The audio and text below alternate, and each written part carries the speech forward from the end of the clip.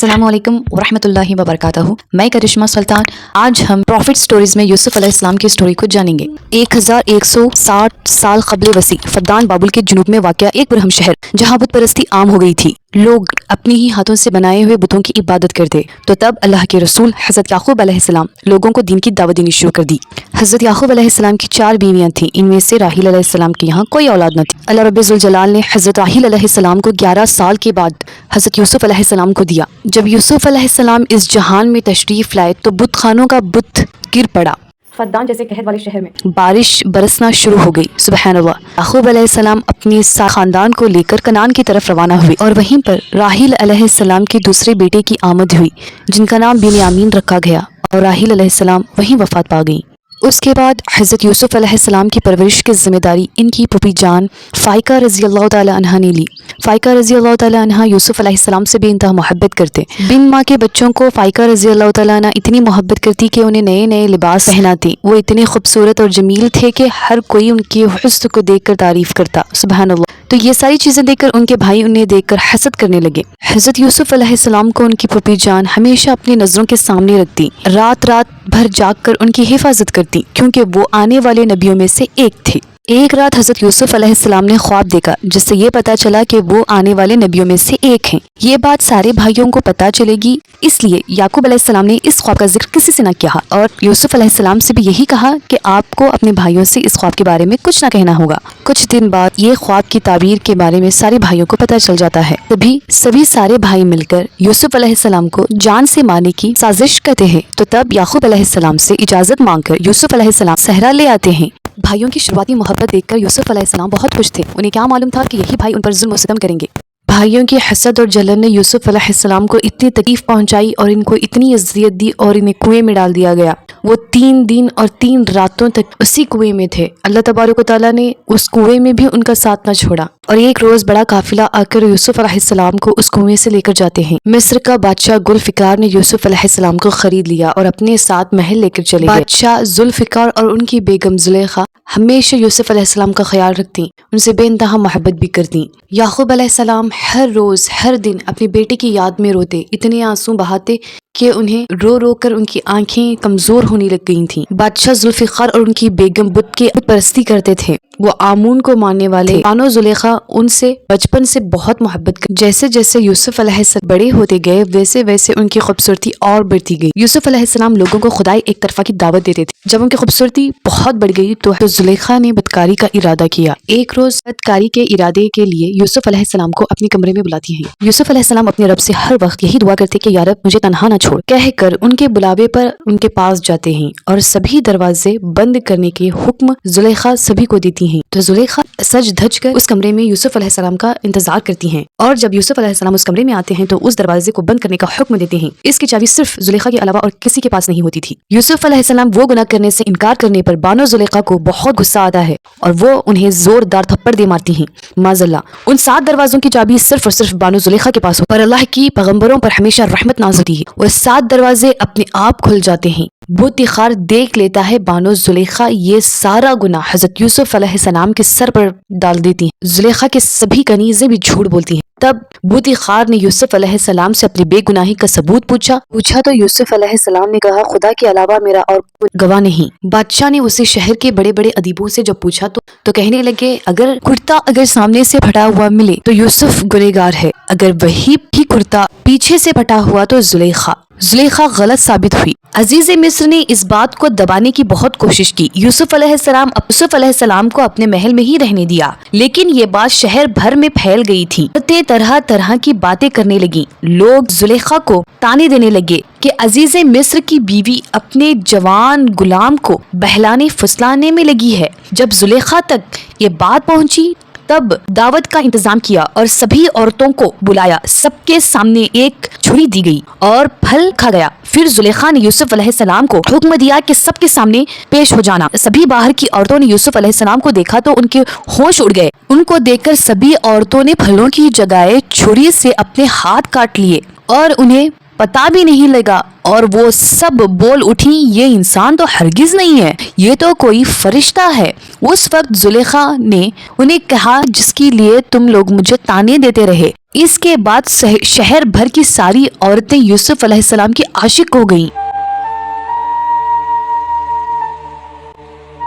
और हर एक की ख्वाहिश थी कि यूसुफ अलैहिस्सलाम उनसे मोहब्बत करें। बानो जुलेखा हर तरह का पैतरा आजमाती रहीं कि वो उनके साथ बदकारी करे, लेकिन यूसुफ अलैहिस्सलाम अपने रब से ये दुआ की कि ऐ मेरे परवरदिगार, जिस बात की तरफ ये औरतें मुझे बुला रही हैं, इससे तो मुझे जेल बेहतर है, मुझे इनकी तरफ से दूर कर दे। तो शहर भर ये बात पता चल गई। जुलेखा ने अपने शौहर के पास चली गई और कहा, अब क्या किया जाए, मामला बहुत फैल गया है, इस बात को दबाने के लिए कुछ करना चाहिए। अजीज़े मिस्र ने अपनी और अपनी बीवी की इज्जत बचाने के लिए यूसुफ अलैहिस्सलाम को कैद खाने में डाल दिया गया।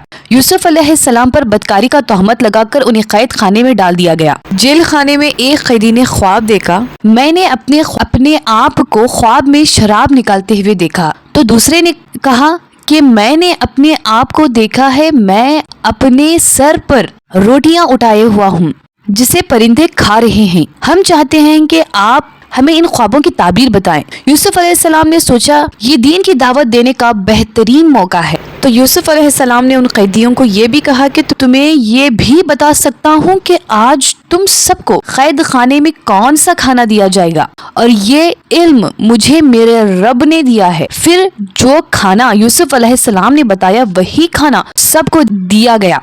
सब हैरतज़दा हो गए थे और यूसुफ अलैहिस्सलाम पर यकीन और बढ़ गया। फिर यूसुफ अलैहिस्सलाम ने उनके ख्वाब की ताबीर बताई कि तुम में से एक तो अपने बादशाह को शराब पिलाने के लिए मुकर्रर हो जाओगे, लेकिन दूसरे को सूली पर चढ़ा दिया जाएगा और परिंदे उसका सर नोच नोच के खा रहे होंगे। ख्वाब की ताबीर सुनकर डर कर ये कैदी कहने लगा, मैंने तो ये ख्वाब देखा ही नहीं है।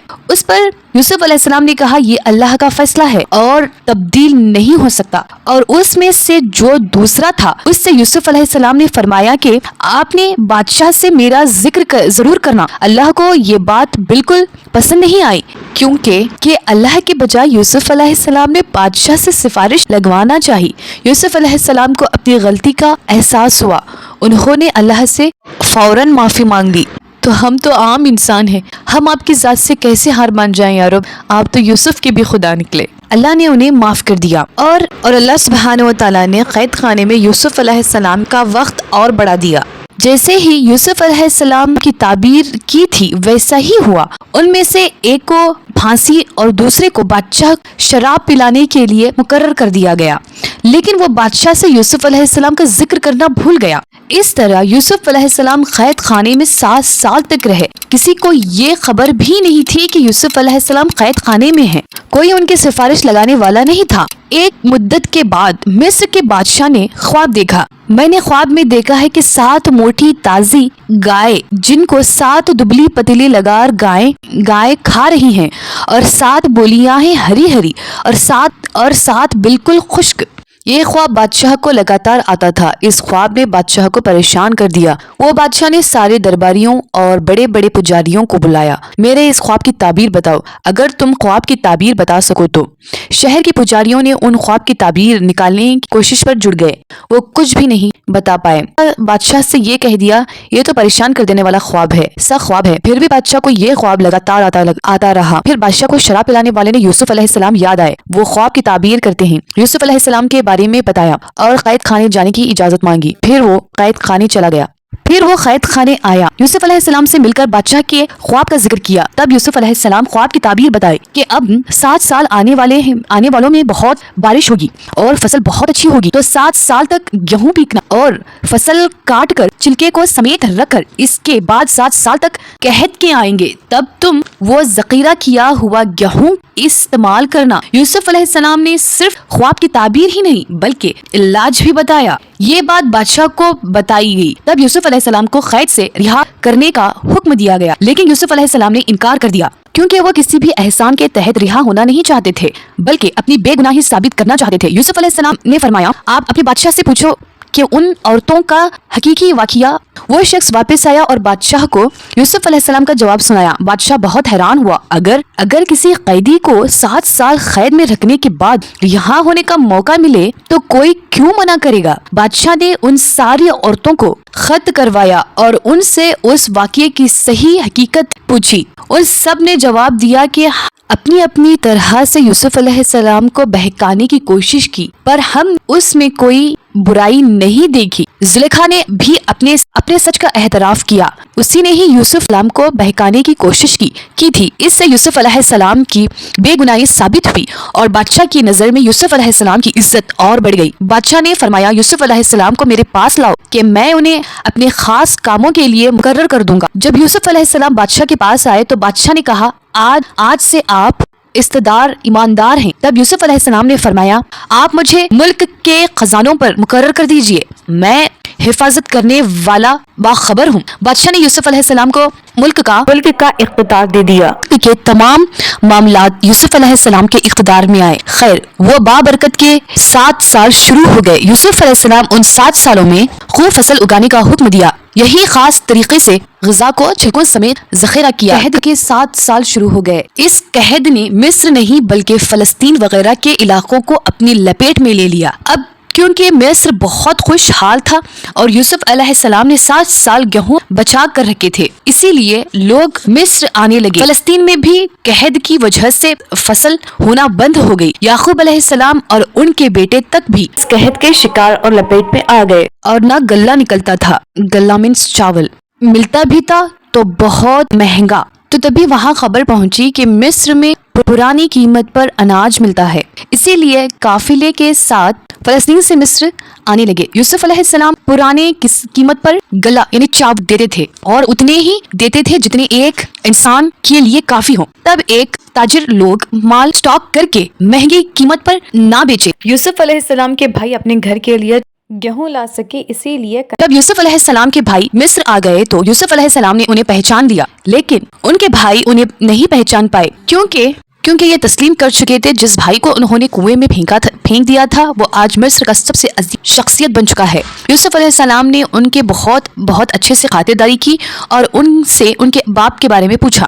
پھر تشدید کے حوالے سے ان سے پوچھا کہ کیا اور بھی آپ کے بھائی ہیں؟ تو بھائیوں نے بتایا کہ ان کا ایک اور بھی بھائی ہے جن کا نام بنیامین ہے۔ ان کے باپ اپنے سے دور نہیں کرتے۔ یوسف علیہ السلام نے انہیں اس سال کی گندم دے دی، لیکن یہ شرط رکھ دی کہ اگلے سال وہ بنیامین کو بھی ساتھ لے آئے، ورنہ انہیں گندم نہیں ملے گی۔ یہ اس لیے کیونکہ یوسف علیہ السلام اپنے سگے بھائی سے ملنا چاہتے تھے۔ پھر جن پیسوں سے انہوں نے گندم خریدا تھا، یوسف علیہ السلام نے ان کے خدمت داروں سے کہا کہ ان کے پیسوں کی پونجی انہی کے سامان میں ڈال دیا جائے۔ کہ یوسف علیہ السلام چاہتے تھے کہ وہ اگلے سال ضرور آئیں، اور ممکن ہے کہ پاس دوبارہ آنے کے لیے رقم نہ ہوں تو وہ گندم خریدنے نہ آئیں۔ گھر پہنچنے پر بھائیوں نے یعقوب علیہ السلام سے کہا کہ آئندہ ہمیں گندم تبھی ملے گی جب بنیامین کو ہم ساتھ لے آئیں گے۔ یعقوب علیہ السلام نے ان کی بات ماننے سے انکار کر دیا۔ پھر جب انہوں نے اپنے سامان کھولے تو اس میں اپنے پیسے موجودہ پائے تھے۔ یہ دیکھ کر انہوں نے یعقوب علیہ السلام کو اور منانے کی کوشش کی۔ یعقوب علیہ السلام نے فرمایا، میں بنیامین کو تمہارے ساتھ تب تک نہیں بھیجوں گا جب تک تم اللہ کی قسم نہ کھا لو، کیونکہ یہ پہلی بار یوسف علیہ السلام کو بھیج کر بھروسہ کر چکے تھے اور وہ بنیامین کو کھونے کی ہمت نہیں تھی ان میں۔ اللہ کی قسم کھاؤ کہ اسے تم واپس لے آؤ گے۔ ان سب نے اللہ کی قسم کھا لی کہ بنیامین کو اپنے ساتھ حفاظت سے رکھیں گے۔ اگلے سال جب پھر سے مصر جانے کا وقت آ گیا تو یعقوب علیہ السلام نے اپنے بیٹوں کو نصیحت دی،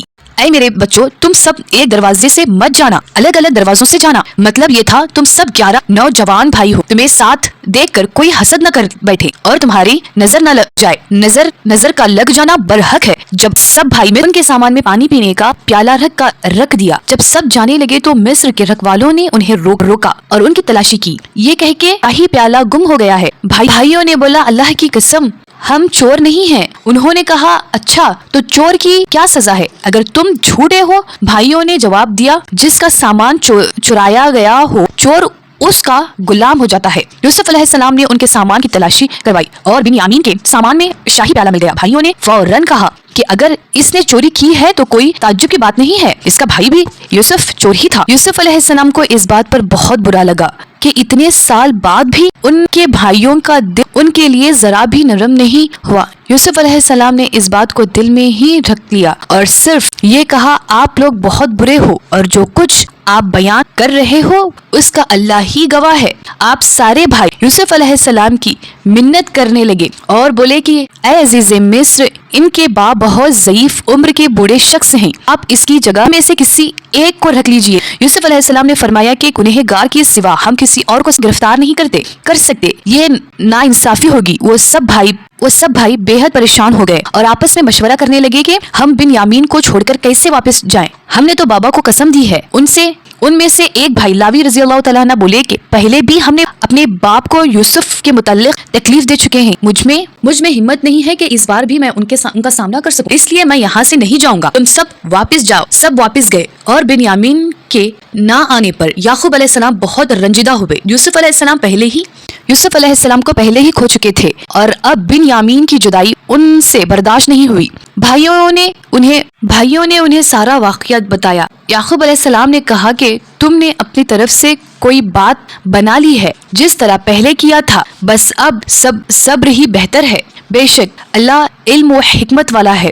یعقوب علیہ السلام یوسف علیہ السلام کی جدائی میں 40 سال تک روتے رہے۔ وہ بنیامین میں یوسف علیہ السلام کی جھلک دیکھتے تھے، دیکھ کر اپنے آپ کو دلاسا دیتے تھے، پر جب بنیامین ان سے چھن گئے تو یہ ان کے صبر کا سب سے بڑا امتحان تھا۔ یوسف علیہ السلام کی یاد رو کر ان کی آنکھیں ویسے ہی کمزور ہو گئی تھیں، لیکن اس صدمے کی وجہ سے وہ اتنا روئے کہ ان کی بینائی چلی گئی اور ان کی آنکھیں سفید ہو گئی۔ بنیامین کی نہ آنے پر وہ بولے، ہائے یوسف! تب سارے بھائی چڑ گئے اور بولے، آپ ہمیشہ یوسف کو ہی یاد کرتے رہیں گے یہاں تک کہ آپ جان ہی دے دیں گے۔ اس پر یعقوب علیہ السلام نے فرمایا، میں تو اپنے غم اور تکلیف کا اللہ ہی سے کرتا ہوں اور اللہ ہی سے وہ باتیں جانتا ہوں جو تم نہیں جان سکتے۔ یعقوب علیہ السلام کے اصرار پر سارے بھائی پھر سے مصر جاتے ہیں۔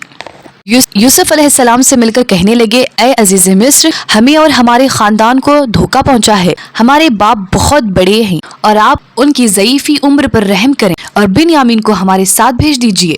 یوسف علیہ السلام نے کہا، جانتے بھی ہو تم نے یوسف کے ساتھ کیا کیا تھا؟ بھائیوں نے حیران ہو کر کہا، ہم نے؟ آپ یوسف ہیں؟ انہوں نے جواب دیا، ہاں میں یوسف ہوں اور یہ میرا بھائی بنیامین ہے، اور اللہ نے ہم پر فضل و کرم کیا اور جو صبر کرے تو اللہ کسی نیک شخص کا اجر ضائع نہیں ہونے دیتا۔ وہ سب شرمندہ ہو گئے اور بولے، بے شک اللہ نے تمہیں ہم پر برتری دی ہے اور یہ بھی بالکل سچ ہے کہ ہم خطا کار تھے۔ یوسف علیہ السلام اس مقام میں تھے کہ انہیں سزا دے کر ان سے بدلہ لے سکیں، لیکن یوسف علیہ السلام انہیں معاف کر دیا اور فرمایا، آج تم پر کوئی ملامت نہیں، اللہ تمہیں بے شک وہ سب مہربانوں میں سے بڑا مہربان ہے۔ یہ کہہ کر ان بھائیوں کو کہا، یہ میرا کرتا لے جاؤ اور اسے میرے والد کے چہرے پر ڈالو، تب وہ دیکھنے لگ جائیں گے، اور اپنے خاندان کو میرے پاس لے آؤ۔ سارے بھائی یوسف علیہ السلام کی کرتا لے فلسطین کی طرف چل دیے۔ وہ راستے میں تھے کہ یعقوب علیہ السلام نے یوسف علیہ السلام کی خوشبو محسوس کر لی اور کہنے لگے، مجھے یوسف کی خوشبو آئی ہے۔ خاندان کے سب لوگ یعقوب علیہ السلام کو دیوانہ سمجھ رہے تھے۔ جب سارے بھائی یعقوب علیہ السلام کے پاس واپس پہنچے تو انہیں سارا واقعہ بتایا اور ان کے بچوں پر یوسف علیہ السلام کا کرتا ڈالا اور انہیں سارا واقعہ بتایا اور ان کے چہرے مبارک پر یوسف علیہ السلام کا کرتا مبارک ڈالا۔ یعقوب علیہ السلام کی آنکھیں واپس آ گئیں اور پھر سے دیکھنے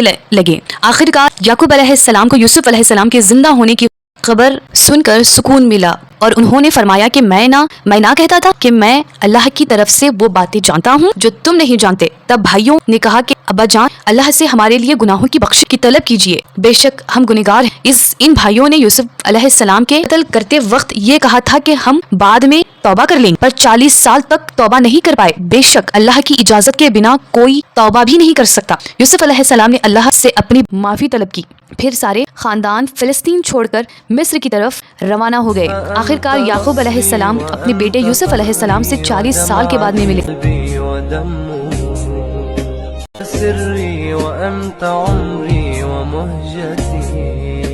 بیٹا اور باپ کی اس کیفیت کا تصور کیجئے، کیا علم ہوگا جب سارا گھرانہ یوسف علیہ السلام کے پاس پہنچا تو یوسف علیہ السلام کو اپنے ماں باپ کو تخت پر بٹھایا۔ یوسف علیہ السلام کی شان دیکھ کر سب یوسف علیہ السلام کے سامنے سر سجدے میں گر گئے۔